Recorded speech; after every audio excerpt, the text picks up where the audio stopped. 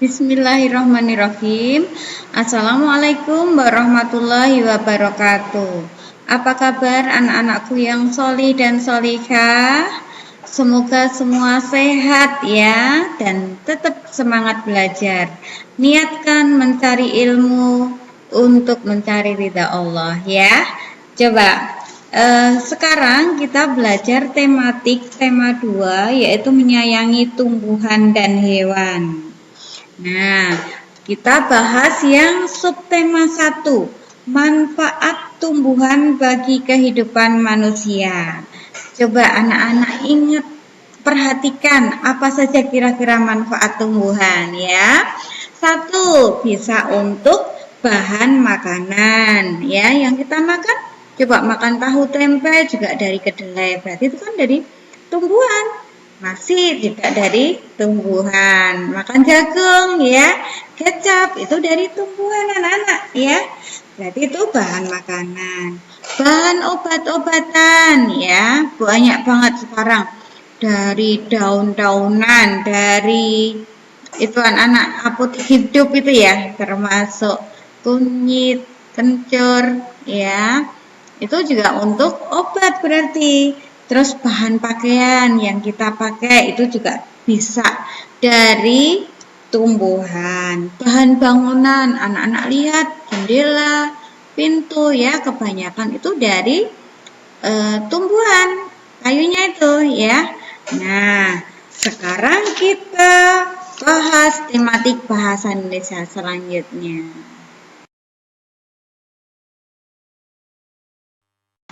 Ya, untuk menambah kosakata, sekarang kita belajar pengertian dongeng.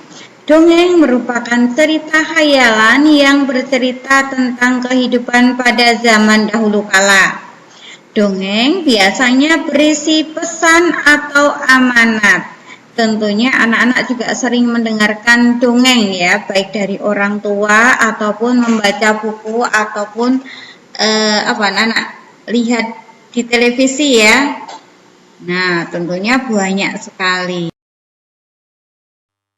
Kalau anak-anak perhatikan, itu ada gambarnya, itu gambar dongeng Timun Mas itu ya, dikejar sama buto hijau itu ya. Nah, kita lanjutkan. Dongeng juga memiliki alur cerita yang sederhana. Alur adalah rangkaian peristiwa dalam cerita. Jenis-jenis dongeng ya. 1, mite. Dongeng dengan latar belakang sejarah yang mengandung hal-hal ajaib dan dianggap suci. Nih contohnya Nyi Roro Kidul. Tentunya anak-anak kalau ke pantai selatan pasti sering dengar ya cerita Nyi Roro Kidul atau Dewi Sri ya, dan lain-lain. Terus fabel. Dongeng yang tokohnya adalah hewan dan menceritakan tentang kehidupan mereka. Contohnya kancil dan buaya, burung balam dan semut merah, masih banyak lagi. Nanti anak-anak bisa mencari contoh yang lain. Yang ketiga adalah legenda. Dongeng mengenai peristiwa sejarah suatu nama daerah atau asal-usul daerah. Contohnya terjadinya Gunung Tangkuban Perahu, Rawa Pening bisa, Danau Toba, ya, terus Salatiga. Nah, masih banyak lagi. Terus parabel, ya, dongeng yang menggunakan perumpamaan untuk menyampaikan pesan moral. Contohnya Malin Kundang, Sikabayan, ya, nih dan lain-lain.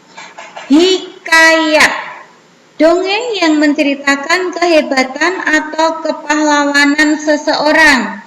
Contohnya Hikayat Abu Nawas, ya, yang terkenal lucu itu ya, kalau anak-anak sering mendengar cerita Abu Nawas.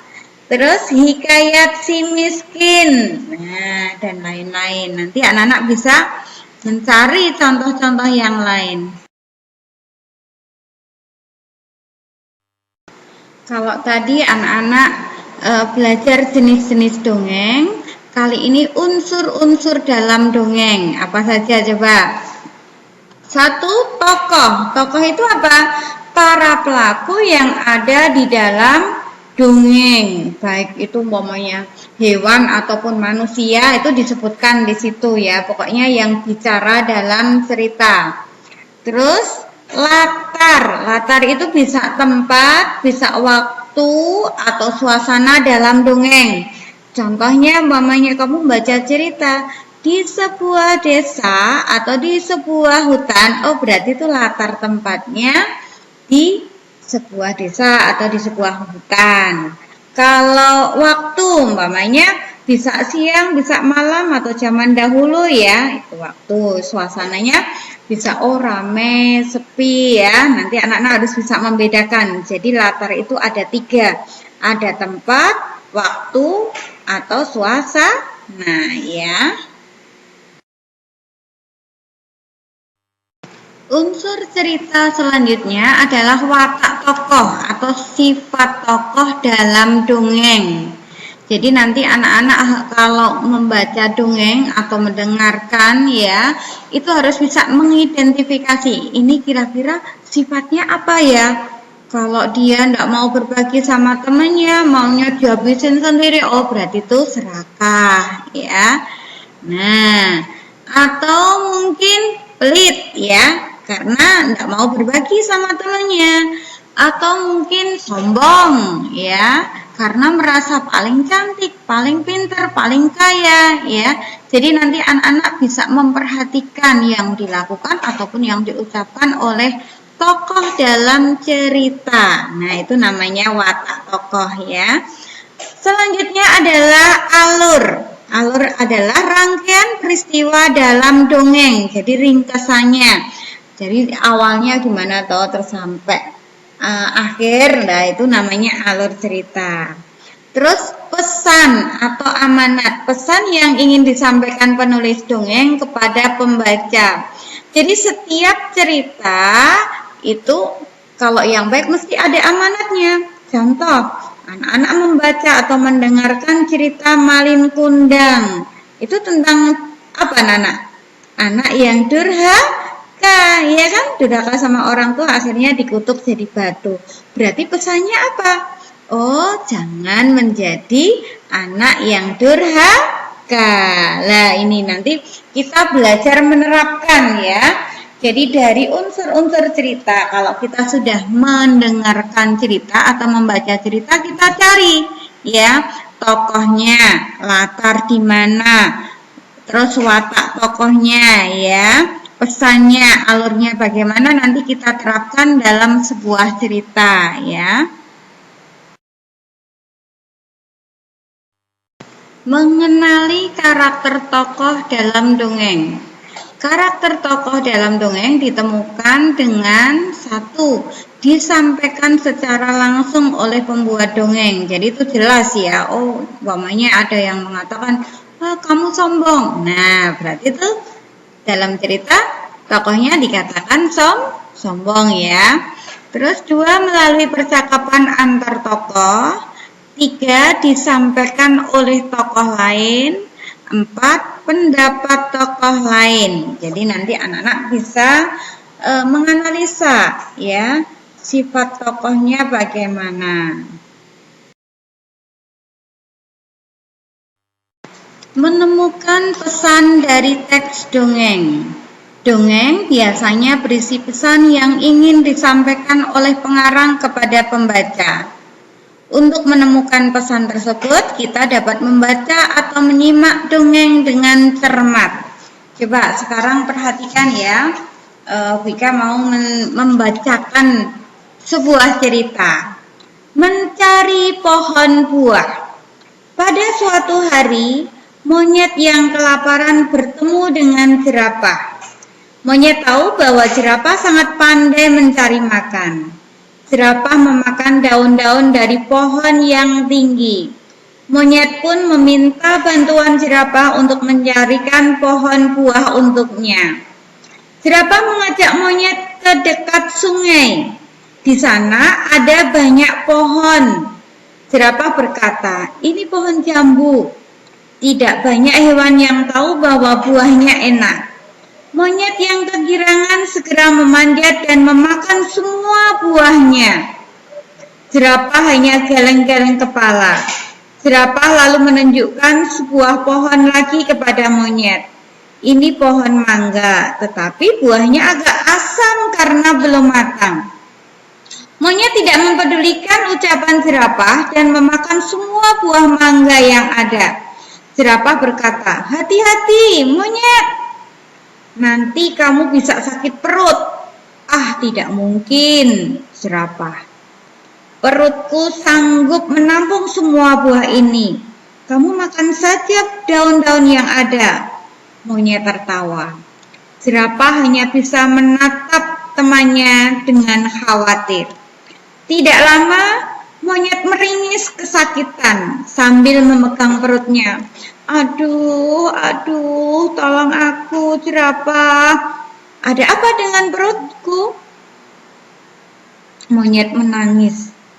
"Itu karena kamu makan buah yang belum matang, monyet. Kamu juga sudah terlalu banyak makan." Jerapah menolong monyet turun dari pohon. "Aku menyesal, jerapah. Aduh, perutku sakit sekali." Monyet terus menangis. Jerapah lalu mengajak monyet pulang. Monyet berjanji tidak akan serakah lagi. Nah, anak-anak, nanti kamu bisa mencari tokoh cerita, sifat tokoh, latar, alur, dan pesan yang disampaikan dalam cerita tersebut. Menceritakan isi dongeng berdasarkan gambar seri. Gambar seri adalah rangkaian gambar yang mewakili isi cerita atau dongeng. Misalnya ada 5 gambar.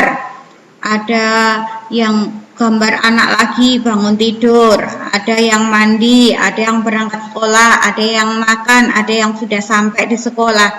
Nah, itu nanti anak-anak harus belajar mengurutkan, ya. Oh, mestinya nomor 1 kan bangun tidur, berarti gambar 1 ya bangun tidur. Terus gambar 2 apa? Mandi. Ya, ini mestinya ini sudah sholat subuh ya, digambarkan sudah sholat subuh ya. Cuman ini yang kita ambil contoh umumnya ya.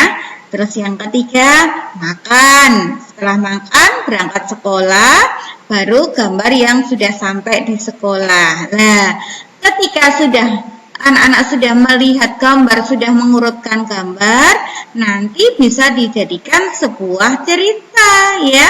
Jadi satu gambar itu menjadi satu paragraf. Nanti kalau ada 5 gambar berarti cerita itu ada 5 paragraf. Masih ingat ya?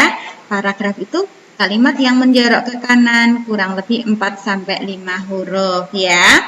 Jadi kalau cerita bebas itu ditulis dalam bentuk paragraf.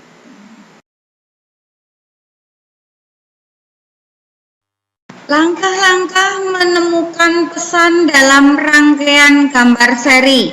1. Mengamati gambar dengan cermat. 2. Memperhatikan susunan atau urutan gambar. 3. Memahami setiap peristiwa pada gambar. 4. Menemukan pesan dalam rangkaian gambar yang membentuk cerita. Kalau tadi sekilas ada gambar ya, yang 5 tadi. Berarti pesannya apa? 1, bisa kita hendaknya bangun pagi, nah supaya tidak datang terlambat ya. Nah, terus bagaimana kalau sekarang anak-anak masih di rumah, masih belajar daring ya? Mestinya latihan belajar tepat waktu. Nah, mulai dari sholat dulu ya. Masih ingat loh lagu yang amal yang disukai Allah ya?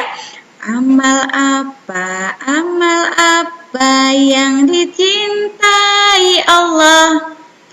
Bersolatlah tepat pada waktunya.